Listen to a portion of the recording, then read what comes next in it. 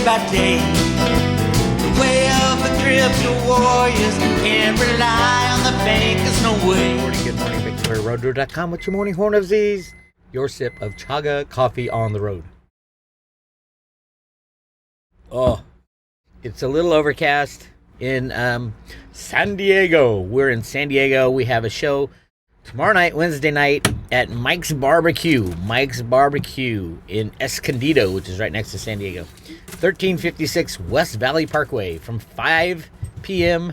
to 9 p.m. 5 p.m. to 9 p.m. Hey, look who joined me. Come here, buddy. This is Buddy. He's drinking a Coors Light at the moment. 5 p.m. to 9 p.m. Come out, hang out with us. Andy Scheckman will be there. I'm very excited about hanging out with Andy. Great guy, great information on silver. Let's jump into silver. I talked a couple days ago about the necessity, not the kind of if I might want to do this, but the necessity for Bank of America to get their OCC silver total value down before the OCC forces them to print their numbers at the end of the quarter, which is in a little over 2 weeks. So March 31st, Bank of America will have to say, okay, here's the amount of silver shorts we have in the OCC market, and here's the price of silver, add it all up, and they have to record that for the rest of the world to see. So I do expect 100% that Bank of America and friends will bring the price of silver down below the 200-day moving average. Yes, this is complete fraud. Yes, it is totally illegal, but there's no regulators that's going to do anything about it at all. 200-day moving average is right around $24 now. I would expect them within the next 2 weeks to slam it down below $24 to get all the tech funds on the wrong other side, so they have to go short.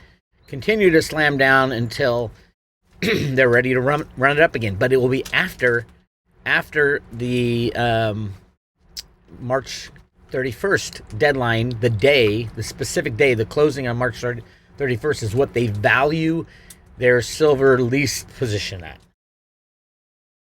Now, this won't come out until a quarter and a month afterwards, but still, it will be in full view by the third quarter, or actually the fourth quarter. Anyway, that's the game they play. It is completely illegal to push the price of silver up, down, or sideways. Completely illegal. But watch what happens. Send an email to Rustam Benham at the CFTC and say, hey, this is what everybody expects to happen. Why is this even legal? Is it illegal? Isn't it illegal to rig the price in a certain direction? And they're doing it to get all the tech funds to go short. They can only do that if they blow it below the 200, 150-day moving average. So keep an eye on that. Let's see if it happens. You know, the lowest right now is the 200-day at $23.57. So let's see what they do.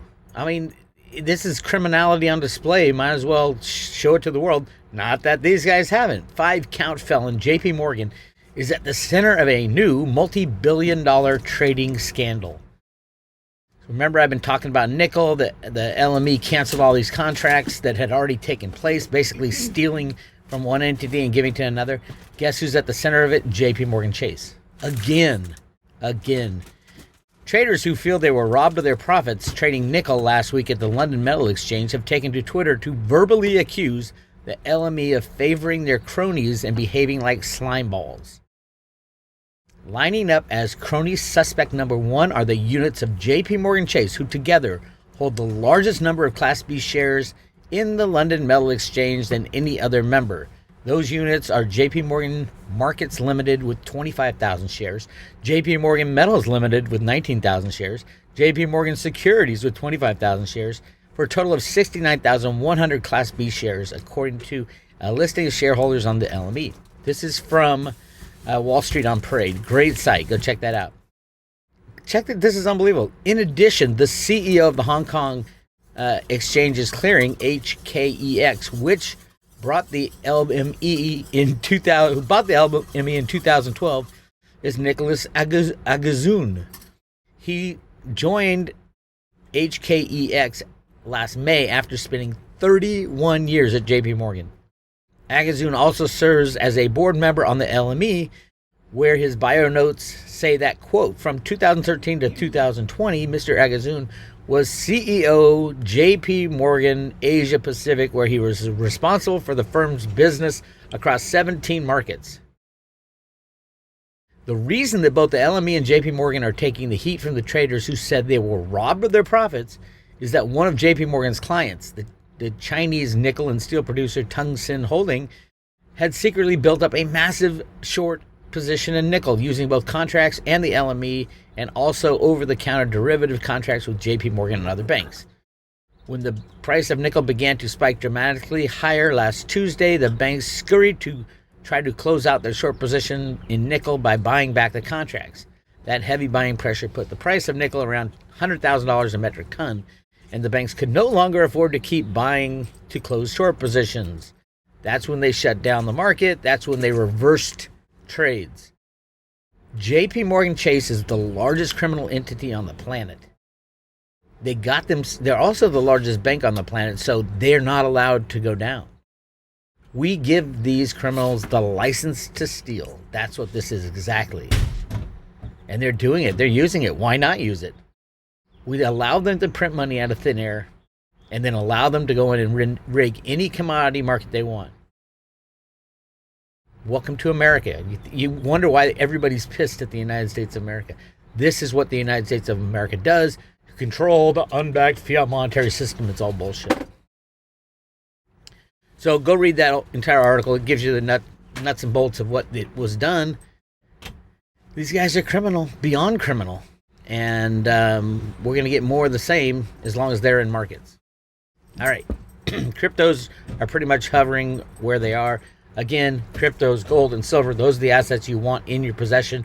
But remember, they can set the price of anything to minus $40 with a click of a mouse. And they have. I heard Russian oil was trading for minus $20 a barrel. Just like U.S. oil was trading for minus $40. That's how criminal these idiotic markets are. But hey, that's what the world looks at. You know, as long as everybody gets to go home, their 401k is still intact, everybody's happy. The moment it's not intact, everybody's mad.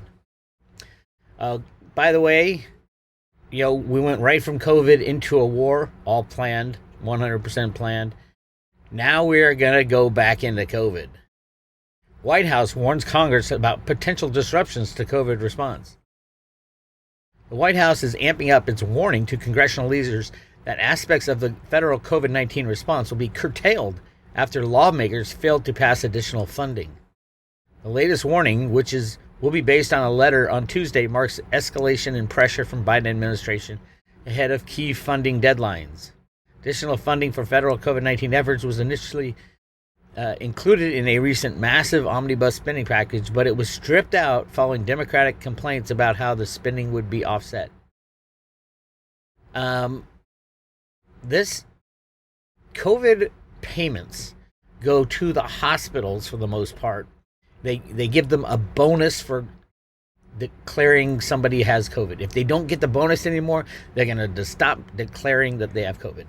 That's my take. I can't talk too much about this. Also, this guy, Fauci says more vaccines will be needed. We're not done with this. No way is he going to get away with it this time. Ron Paul has a new bill in Congress called the anti-Fauci bill. It takes Fauci's jobs and makes them government jobs. Government jobs that have fixed 5-year terms, 3 different. So it's not one dictator on what we have to do. Insane what's going on these days.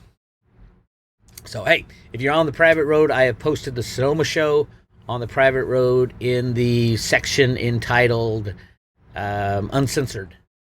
Go check that out. I will be posting the Santa Barbara show and then the LA show, the Bitcoin Bit show.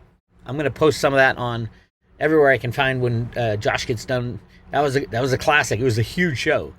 So check that out. Let's see. San Diego is tomorrow night. Should be a big one also. And then Phoenix. Jenny Moonstone's coming to Phoenix. That's next Saturday. And Litecoin Lisa and the gang. And then Albuquerque. So we're on the road. We're halfway through, having a blast. handing out red pills every time we turn around. The biggest thing people want is their freedom. They want the ability to make their own decisions. They're tired of government. Everybody I know is tired of government. Everybody thinks the war is complete political bullshit. Everybody needs to stand up for their sovereignty and stop funding these criminals in Washington. You take their money away and they're done. Get your silver in your own possession. If you don't have it now, you need it. Yes, they might slam the price below the 200-day moving average. That would probably be the best time to buy silver for the next 2,000 years. But then again, if they slam it below the 200-day moving average, you might not be able to get any right away. Send Andy a Scheckman an email before all the shit goes down. Andy@milesfranklin.com. He can set you up with some silver. This is Bix Weir. I'll talk to you guys later.